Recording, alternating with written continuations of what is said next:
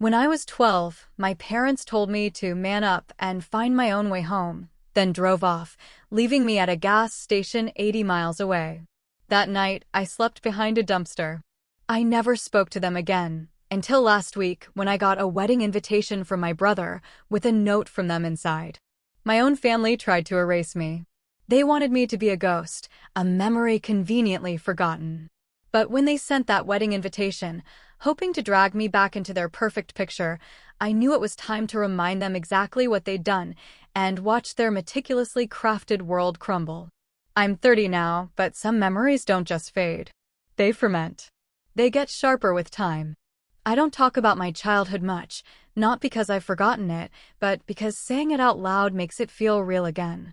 Like I'm 12, standing in that gas station parking lot, clutching a candy bar I couldn't pay for, watching my parents' taillights vanish into the night.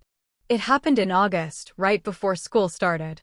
We were on one of those family bonding trips my mom always insisted we needed.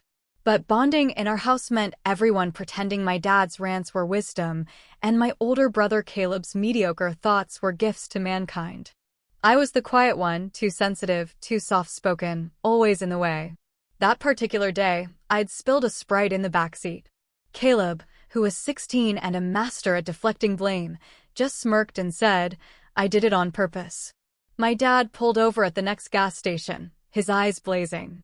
"You're not a baby anymore," he barked. "You want to act grown? You can figure your own way home." At first, I actually laughed. I thought it was one of his twisted jokes. But then the back of the SUV slammed shut, and they just drove away. I ran after them for a second, calling their names, but my voice cracked and disappeared under the roar of engines and tires. The clerk from the gas station poked his head out, cigarette dangling, and gave me a look like I was just another stray someone had dumped. That night, I slept behind the station's dumpster, curled into myself, my heart pounding with every passing car. I counted the hours. 80 miles from home. No money, no phone, not a single soul to call. The clerk refused to help. "Ain't a daycare, kid," he muttered. I didn't cry. I think that part of me froze that night, the part that believed family meant anything unshakable. Eventually, the next morning, I found a payphone and called a teacher I trusted, Mrs. Valencia. She was the one who picked me up and took me back to town. I told her my parents must have forgotten me. She didn't believe it. I could tell by the way she tightened her grip on the steering wheel, but she didn't press. She just dropped me off, made sure I had food, and told me I could always call her. When I walked through the front door of our house, no one looked surprised. No one said sorry. My mom glanced up from her laptop and said, "Took you long enough." Caleb, on the couch playing video games, muttered, "Should have walked faster." Dad never even acknowledged it. He just nodded at me the next morning at breakfast like everything was normal. That was the day I stopped trying to belong. I finished high school like a ghost in the hallway, ate lunch alone, studied in silence. The moment I turned 18, I got out. I worked 3 jobs, put myself through community college, then transferred to a university across the country without telling anyone. I changed my number, never left a forwarding address, and for the first time, I started breathing on my own. For the last decade, I've built a life they know nothing about. I became a software engineer, moved to a city where no one ever said the words, "man up," like it was a cure for trauma. I have friends who think of me as grounded and loyal. I even adopted a rescue dog named Max, a skittish little mutt who flinches at raised voices. We understand each other. I never thought I'd hear from them again. But last week, a letter showed up at my apartment. No return address, but the handwriting was unmistakably my mom's. Loopy. Dramatic. I opened it slowly, half expecting some legal threat or another passive-aggressive note about abandoning the family. Instead, it was a thick envelope. Inside, a wedding invitation from Caleb, engraved in gold lettering, all showy and traditional, the kind of thing that screamed rented elegance and fake smiles. And tucked inside, a folded piece of notebook paper, handwritten from them. "Isaac, we know things have been distant between us, but Caleb is getting married, and it would mean a lot to the family if you could attend. He asked that we reach out to you personally. We hope you'll come. We'd love to reconnect. Mom and Dad, reaching out. Like nothing ever happened. Like they hadn't left me to rot behind a gas station dumpster when I was 12 and never once apologized. Like Caleb wasn't the golden boy whose shadow I was never allowed to step out of. I sat there staring at the note for a long time. My fingers tightened around the edge of the paper until it crinkled. For a moment, I almost tossed it into the trash. Almost. But then something in me paused. I flipped the invitation over. Fancy venue, outdoor ceremony, dress code, formal. There was even a QR code to RSVP. As if I were just another distant relative. As if they hadn't taught me what it meant to be disposable. I stared at the note again. It would mean a lot to the family. Interesting, because I wasn't the same kid they dumped on the side of the highway anymore. And if they wanted me back in the picture, I had a few ideas about how I could frame it. Let's just say I didn't RSVP right away. But I did start planning. Quietly. Carefully. Because some debts don't get paid in words. They get paid in presence. And sometimes, showing up is the loudest thing you can do. The moment I saw Caleb's fiancée's name, Emily R. Kensington, printed in embossed cursive on the invitation, I knew exactly what kind of wedding this was going to be: upper-middle-class perfection, lawn games, live quartet, personalized cocktail napkins. The Kensingtons were local royalty back in my hometown. Old money, old gossip, old grudges. I remembered Emily vaguely from school, always dressed like she was heading to church or a job interview, even at 15. The kind of girl who never had to fight for attention because it was given to her like an inheritance. So, Caleb landed her. Of course, he did. The charming oldest son, quarterback smile, parents who orbited around him like he was the sun. My parents probably wore their approval like jewelry. I looked her up online that same night. She was everything you'd expect: dental school grad, curated Instagram with inspirational quotes and cappuccino art, engagement photos under a tree that looked like it came from a wedding magazine. And there, buried in the tags of one post, was a link to their wedding website. I clicked it. Welcome to Caleb and Emily's big day. Countdown, 3 weeks. Location, Stonebrook Vineyard and Lodge. Registry, Bloomingdale's, Crate and Barrel, Amazon. Dress code, black tie optional. Please arrive 30 minutes before the ceremony begins. Shuttle transportation available from the guest hotel. We are so excited to celebrate with friends and family. Family, right? There was even a section titled The Love Story. Caleb had written it himself, or at least it was from his perspective. It was so polished it could have been written by a PR firm. I was always the kind of guy who believed in fate. But nothing prepared me for Emily, her grace, her kindness, the way she looked at me and saw more than just the guy I used to be. More than the guy you used to be. I read that line 3 times. And then I remembered what he used to be. A bully in khakis. A liar with a halo. The same boy who'd once pushed me into a pond at my own 12th birthday party and told our parents I slipped. I had to walk home soaked while everyone else ate cake. They laughed about it for years. I wasn't planning to go to the wedding. Not until I saw that line. Because here was Caleb rewriting his own history, pretending there was no collateral damage in the path he took to manhood. And now the same people who literally left me behind were calling me family again. I didn't RSVP online. That would have been too easy. Instead, I used an old friend from college, Jenny, who now works in logistics, to send me a high-end formal suit, custom fit, midnight blue, with a vest that looked like it belonged in a James Bond film. I even booked a room at the same luxury guest hotel listed on the site, paying up front and under a slightly different name. I didn't want them to know I was coming. Not yet. I figured if they were going to try to pretend the past didn't exist, I'd give them a taste of their own game. 2 weeks before the wedding, I sent a single email to the RSVP address provided. It was Emily's. Looking forward to the celebration. Please don't mention I'm attending. I'd like to surprise the happy couple. Isaac. No reply, but it was marked as read. The week leading up to the wedding, I cleared my schedule, prepped my dog Max with a sitter, and packed light, just the suit, a pair of polished shoes, and one old photo, folded and worn. It was of me at 12 years old, standing outside that gas station with a backpack and a blank stare. Mrs. Valencia had taken it the morning she picked me up. She'd printed it years later and mailed it to me with a note that simply said, "You survived." I wasn't sure what I was going to do with it yet, but it felt right to bring it. When I arrived at the vineyard the day before the wedding, the place looked like a set from a movie. Rolling hills, polished wooden beams, fairy lights strung through archways. Perfect weather, perfect people. Every detail was calculated to broadcast warmth and elegance, but the kind that excluded people like me by design. The rehearsal dinner was in full swing. I watched from a quiet corner of the outdoor terrace, sunglasses on, suit jacket folded over my arm. No one noticed me at first. And then I saw her. Mom. She looked thinner than I remembered, like a balloon that had slowly deflated, but tried to maintain its shape. Her hair was dyed a deeper brown, almost reddish, and she wore a pearl necklace that clashed with her sunburnt neckline. She was laughing, that high, brittle laugh that always sounded like she was trying to convince everyone she was fine. And beside her, Dad, wearing a blazer that probably still had the same money clip in the inside pocket, the one he used to flick open dramatically whenever he wanted to remind us he was providing. His face was puffier than I remembered, like life had finally started pushing back.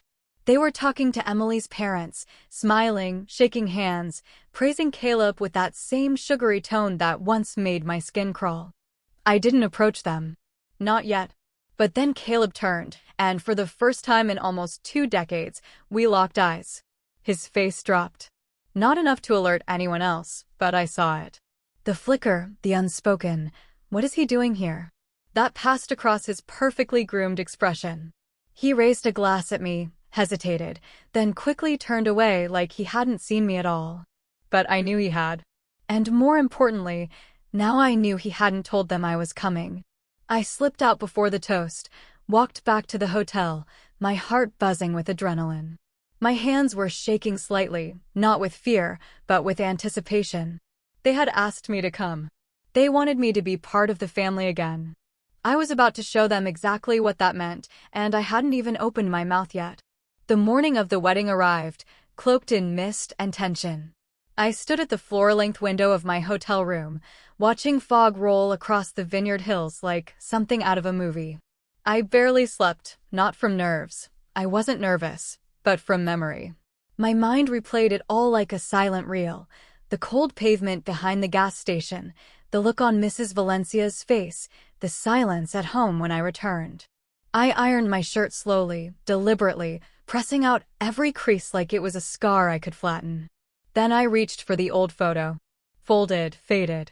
12-year-old me staring into the distance, eyes wide with something between fear and disbelief. I slid it into my breast pocket behind a silk square, close to my chest. The shuttle to the vineyard was full of guests who didn't know me, distant cousins, old neighbors, Emily's college friends. Everyone chattered about the venue, the view, the dress. No one looked my way. I preferred it that way. When I stepped off the shuttle, the place had transformed. White chairs fanned out across the grass like dominoes. A floral arch stood center stage, thick with ivory roses and pale greenery. Classical music floated in the air, and waiters passed around glasses of Prosecco like it was liquid gold. It was, frankly, stunning. I kept to the back. I saw them again. My parents, now seated in the front row, beaming at guests, shaking hands with the officiant. Dad laughed too loudly. Mom clutched a bouquet of white lilies that didn't suit her at all. Caleb stood off to the side in a tailored tuxedo, talking to someone I assumed was his best man. And Emily, well, she hadn't appeared yet. That's when it happened. An older woman, elegant, silver hair, a navy blue dress, approached me. She stared at me for a beat, then smiled politely. "You must be Isaac." I blinked. "I am. I'm Evelyn Kensington, Emily's mother." "Of course." I straightened slightly and extended my hand. She took it with grace, but also something else, curiosity. "Caleb told us you might be here. I just wanted to say, thank you for coming." My guard went up instantly. "He told you I might come?" She nodded, her smile tightening. He said there had been some distance, but he hoped this would be a step toward healing. I could have laughed, but I didn't. Instead, I said, he's an optimist. She smiled again, more awkwardly this time. Well, regardless, welcome, and if you need anything, please don't hesitate to ask. I watched her walk away, her heels digging slightly into the grass. So, Caleb had told Emily's side of the family, but not mine. Interesting. The ceremony started like any other. Gentle music, guests shifting in their seats, the officiant clearing his throat. And then Emily appeared, glowing, perfect, exactly the image you'd expect. The collective breath of the crowd drew in and held. She walked down the aisle to soft applause. Caleb waited under the arch like a prince accepting his crown, and I watched it all from the back row silent. The ceremony was short, predictable. Vows, nervous laughter. I do's, exchanged like currency. Then came the announcement, the kiss, and the clapping. And, just like that, they were married. The reception was where it all started to unravel. It was held in a massive, glass-walled hall overlooking the vineyard. Chandeliers hung like frozen waterfalls. Every table had a centerpiece of orchids and floating candles. Guests were directed to their seats via printed calligraphy cards. Mine didn't exist. I wandered casually to the table where my parents sat. An empty chair beside them. A name card reserved for family. I hovered. My mom's eyes landed on me. "Oh, you made it," she said, sipping wine, not even standing. "Apparently," I said. Dad didn't speak. He looked at me, his expression unreadable, then leaned back slightly like I was a question he didn't want to answer. "I didn't see a seat card for me," I said calmly. Mom shrugged. "Must have been a mistake. Maybe you're at one of the other tables. We didn't handle the seating arrangements." "Sure you didn't." I glanced around. Tables were nearly full. Laughter rose from all directions. And then I spotted Caleb across the room, deep in conversation with Emily and two older gentlemen in tuxedos. He saw me. He didn't smile.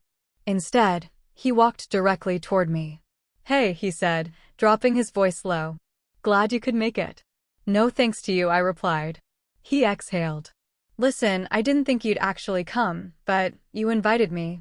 "I asked Mom and Dad to invite you." "That's different." My jaw clenched. "I figured you'd see the invite, toss it, and move on, like you always do," he said. I looked at him, really looked at him, tan, styled, confident. A man who'd never truly paid for anything in blood or silence. "I came because I wanted to see if you remembered," I said quietly. "Remember what?" I didn't answer. I reached into my jacket and pulled out the photo. I held it up, letting it speak. His expression shifted, subtle but real. Eyes darted to the photo, then to my face, then back. He swallowed. "That was years ago." "Yes," I said. "And you never said a word. Never told them to turn back. Never checked if I made it home alive." He looked around like someone might overhear. "Isaac, it was one bad night. You were dramatic even then. I thought you were over it." "Over it." Something inside me stilled. "I'm not here to ruin your wedding," I said. "You can relax." He gave a short, hollow laugh. "Good. But I am staying until the speeches." He looked at me again, as if he wasn't sure whether I was bluffing. I wasn't. Because the best revenge isn't loud. It's surgical. And I had a toast prepared, one they'd never forget. The ballroom lights dimmed as waiters cleared the last of the dinner plates. Guests buzzed in a champagne haze, some leaning back with full stomachs, others dancing in polite little circles to a four-piece jazz band tucked in the corner. Caleb and Emily sat at a long head table, their names in gold script behind them. Everything sparkled, the wine glasses, the forks, even the people. A man in a powder blue suit clinked his glass. The room quieted. "It's time for a few words from the people who know the bride and groom best." There was polite applause, and Emily's father stood to speak first. His voice was smooth, rehearsed, a blend of wealth and warmth. He talked about Emily's childhood, her dreams, the first time she mentioned Caleb. He even cracked a joke about Caleb being so charming, we didn't even realize he was trying to marry up. Everyone laughed. Next came the best man, Caleb's college roommate, who kept things light and funny. Something about frat parties, Caleb's inability to cook, and how lucky he was to have found Emily. It was the kind of speech you expect, A little heart, a little humor, no sharp edges. Then the MC took the mic again and glanced down at a list. And finally, we have a special toast from Isaac. The room went quiet. All eyes shifted. My parents froze mid-sip. Caleb's jaw tightened. Emily blinked in confusion. And I stood up. I walked slowly to the mic, ignoring the awkward shifting around me. A few guests whispered. Some looked puzzled. Others simply stared, unsure of who I was or why I was speaking. I tapped the mic once. It rang through the room. "Good evening," I said, my voice steady. "I'm Isaac, Caleb's younger brother." A few heads turned sharply now. The words landed like a ripple in still water. I could almost hear the murmurs begin to circulate. "He has a brother?" "I wasn't sure I was going to come tonight," I continued. "In fact, I spent the last few weeks thinking about whether I should. You see, I haven't spoken to my family in 18 years. Silence. Not the good kind. The kind that sucks the air out of the room. I got a wedding invitation out of nowhere.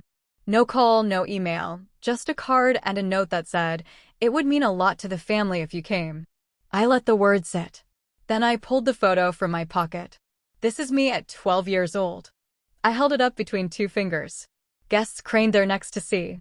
This was taken the morning after my parents left me at a gas station 80 miles from home.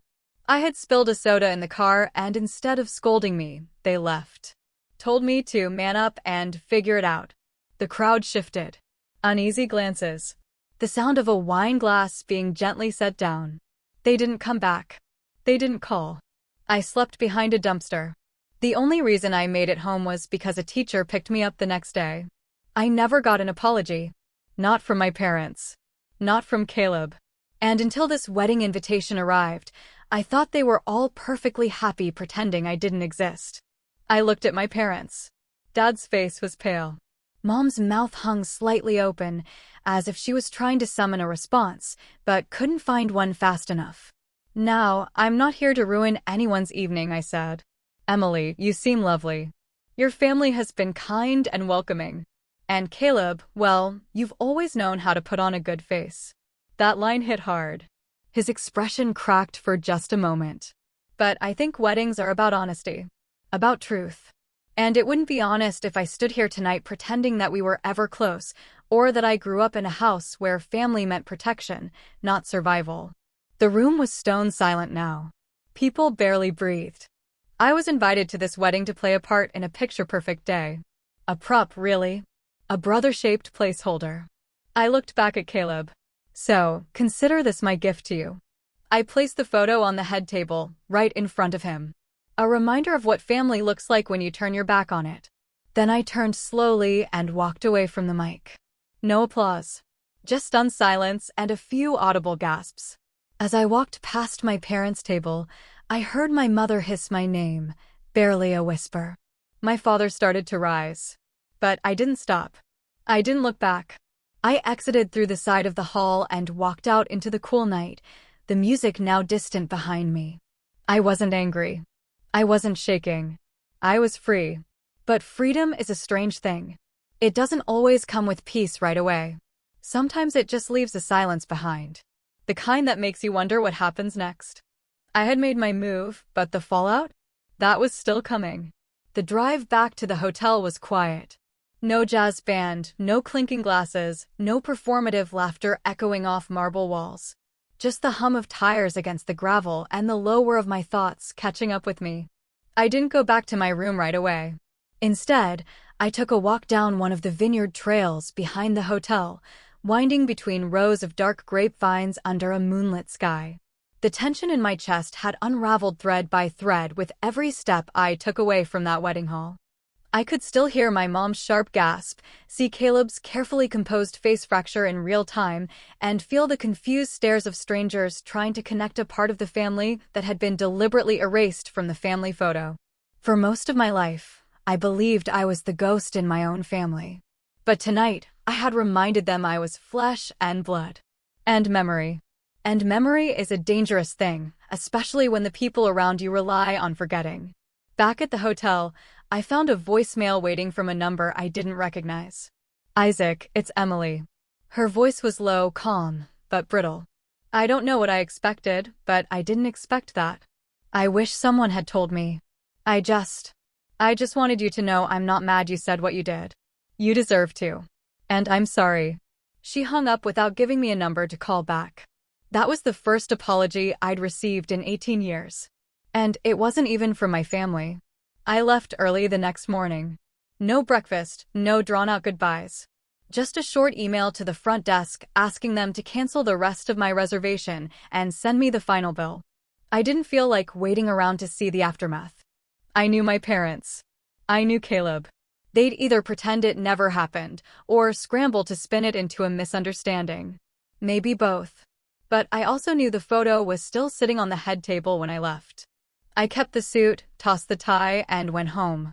And once I was home, really home, in my small apartment where Max greeted me with excited barks and a wagging tail, something strange happened. People started reaching out. First, it was my cousin Hannah. She messaged me on LinkedIn, said she'd heard about the speech from someone at the wedding and wanted to apologize for never asking where I went after I disappeared. Said she always thought it was weird how no one ever mentioned me again, but assumed it wasn't her place to ask. We talked for a while. She asked if she could visit. I didn't say yes, but I didn't say no. Then came a message from Mrs. Valencia. She still remembered. Still had the photo she'd taken. I always wondered what happened to you, she wrote. I'm so proud of you, Isaac. I hadn't cried in years, but I did that night. It wasn't loud, just a quiet, aching kind of release. The kind you feel after holding your breath for too long and finally exhaling. I started sleeping better, waking up earlier. I found a new rhythm. My job felt easier, my code cleaner. I took Max on longer walks. Started writing again. Short stories, essays, anything to pour the storm in my head into something that made sense. A week later, I got an email from a woman who worked at a nonprofit for estranged adults, children who had been cut off, disowned, or abandoned. She'd heard about the wedding speech through a friend of a friend who worked the event and thought it was the most quietly powerful thing she'd ever heard. She asked if I'd be willing to speak at one of their private retreats. Not as a motivational speaker, just as someone who lived it. I said yes. That one event turned into 2, then 4. Then an invitation to sit on a panel at a university symposium about family estrangement and trauma recovery. I didn't wear the suit to those. Just a simple shirt, jeans, sometimes a blazer if I wanted to look a little more polished. But I always carried the photo. I'd show it when I spoke, tell the story exactly as it happened. No embellishment, just truth. And every time someone came up to me afterward and said, that happened to me too. I wasn't alone. I never had been. My voice, the same one they used to call too soft, too sensitive, too quiet, had finally found its volume. It wasn't revenge. Not yet. But it was power. And with every person I helped, every story I heard, every hand I shook, I felt it grow. Not the anger, but the clarity, the certainty. Because while Caleb went back to his new wife and polished reputation, he didn't realize the ripple I'd started, or the fact that I wasn't finished. Because soon, someone else from their side would come looking. And they'd want answers. It started with an email from Emily again, but this time, it wasn't short or polite or carefully composed. This one was raw. Isaac, I need to ask you something, and I need you to be honest with me. Did your parents really leave you like that? At 12? I asked Caleb. He didn't deny it. He just said, it's complicated. But you didn't sound complicated when you told that story. You sounded clear, like someone who's been carrying something heavy for a long time. If it's true, I need to know more. Please. I stared at the message for a long time. Emily had every reason to shut the door and move on. She could have ignored me, spun it in her head as family drama, written me off as bitter or unstable. But she didn't. She asked for truth, and I wasn't going to waste that. So, I replied. I told her everything. No dramatics, no exaggeration, just the sequence of facts. I told her about the gas station, the silence when I returned, how I put myself through school, the way my name was never mentioned again, how they'd rewritten the family photo like I was a smudge they could crop out. I didn't blame her. I didn't ask her to pick sides. I just gave her the truth and let it sit. She replied the next day, I believe you. And I need time to process this. They never told me. Caleb said he was an only child until we got engaged. They erased you. And now I'm wondering what else they've rewritten. Would you ever be willing to meet for coffee? Just the two of us. It was like watching a crack form in a window that had always been spotless. I knew better than to push. I said yes, but I let her set the time and place. We met a week later in a quiet cafe 2 towns away from her and Caleb's home. She wore no makeup, no pearls, none of the bridal polish.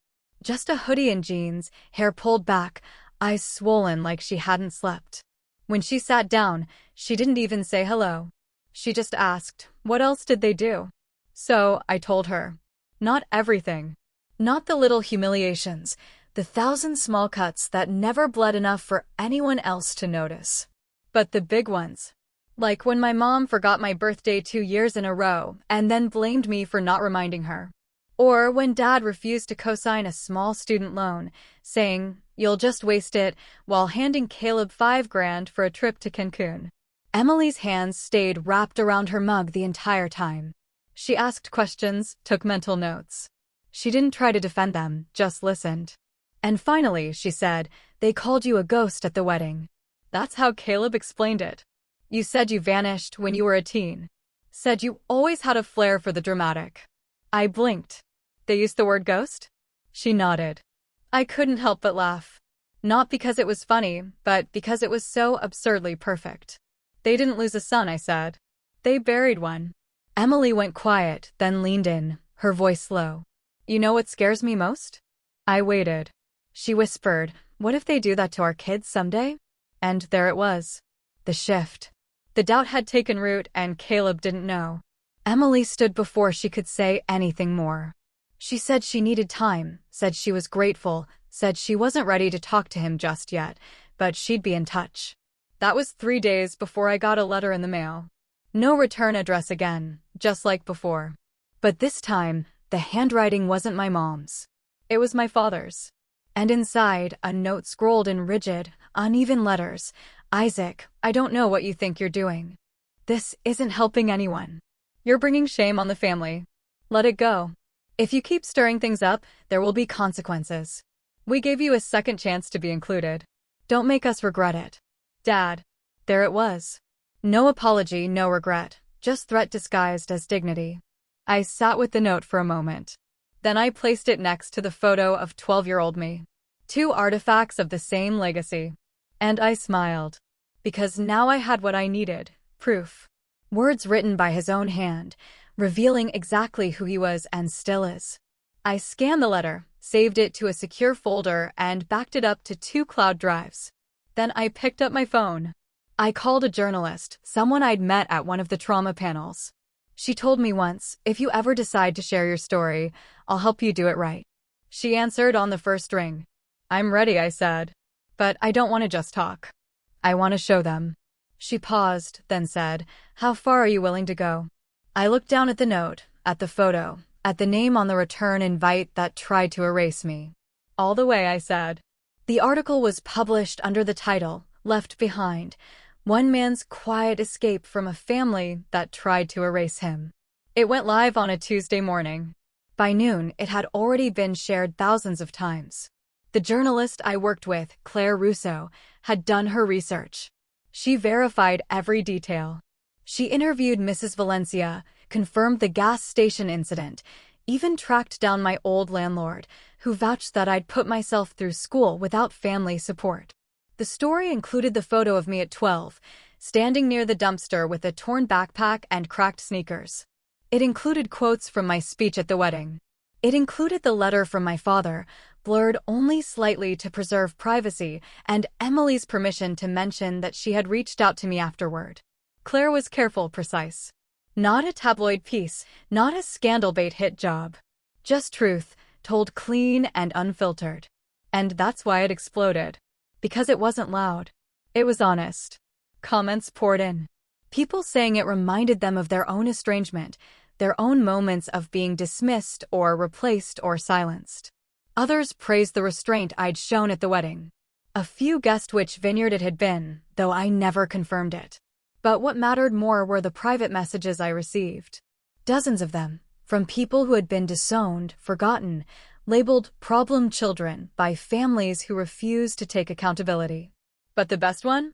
That came from a Kensington, Emily's older brother. His name was Mark, and he didn't mince words. I always thought Caleb was fake. Too polished, too rehearsed. Now I know why. I'm sorry they did that to you. My parents are furious. Not at you, but at Caleb. They feel like they were lied to. Used. They're meeting with Emily today. Thought you'd want to know. I didn't reply. I didn't need to. Because just 2 days later, another email arrived from Emily. Isaac, I read the article. I saw the comments. I showed Caleb. He exploded. Said you ambushed him. Said you made it all sound worse than it was. But you didn't. You didn't even share everything. And that's what made me realize you're telling the truth. He asked me to choose. I chose. I'm staying at my parents' place for now. The marriage is being annulled. I'm sorry it had to happen like this, but thank you for not letting me step into that lie with blinders on. Emily. I read the message 3 times. Then I closed my laptop and sat in silence for a long while. Because I wasn't celebrating. I wasn't gloating. I was remembering. I was remembering the day I stood in our hallway at 12 years old, holding a gas station candy bar in my hand, thinking, they have to come back. They have to. And now, nearly 2 decades later, the family that left me behind had finally tasted what it meant to lose control of the story. It wasn't over. Because 3 days after the article dropped, my parents called. I don't know how they got my number. Maybe through an old contact, or maybe they finally started paying attention to the places I'd spoken at. But when I saw unknown number, I let it go to voicemail. Then I listened. It was my mom. Her voice was trembling, not with sadness, but fury. Isaac, how dare you? We invited you. We tried to be civil, and you humiliated us. You've ruined Caleb's life. Emily's parents are threatening legal action over the gifts, the deposits, the reputation. You think this is justice? It's cruelty. Vindictive, petty cruelty. I hope you're happy.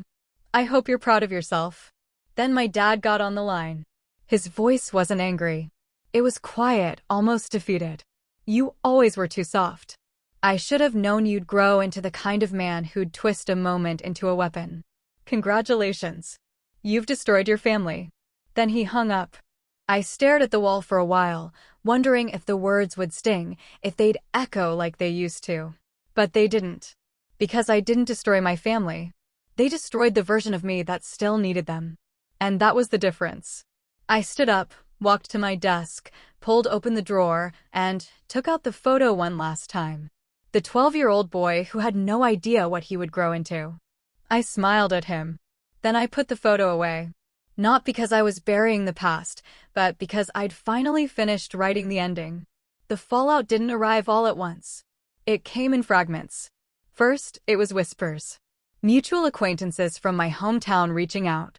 People I hadn't spoken to in over a decade. Some messaged me privately with shock, others with guilt. I had no idea. I thought you moved for college. Your parents always said you were difficult.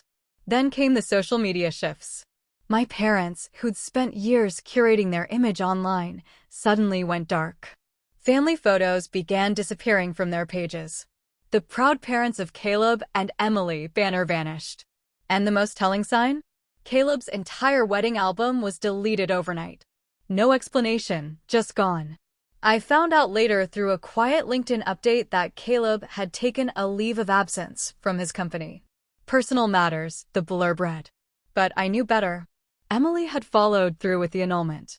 She moved in temporarily with her brother and eventually returned to her studies.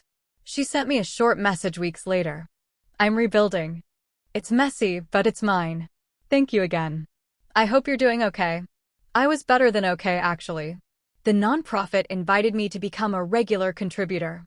I began working with them part-time, helping organize outreach for other estranged young adults. I started writing not just articles, but a book. The working title? Go Son, What Happens When They Pretend You Never Existed. I didn't write it for revenge. I wrote it for the kid I used to be.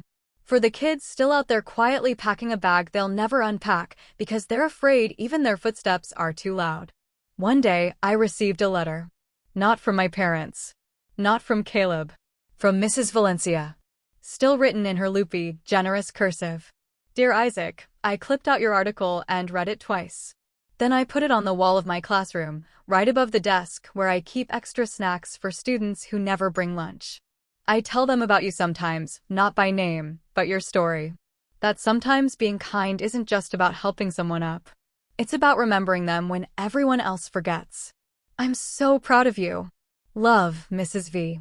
That one made me cry. Not the silent tears I was used to. Real ones. The kind that cracked something open inside. Because for the first time in my life, I didn't feel like I was proving anything anymore. I wasn't a shadow. I wasn't the forgotten. I was here. I had survived. And now I was living.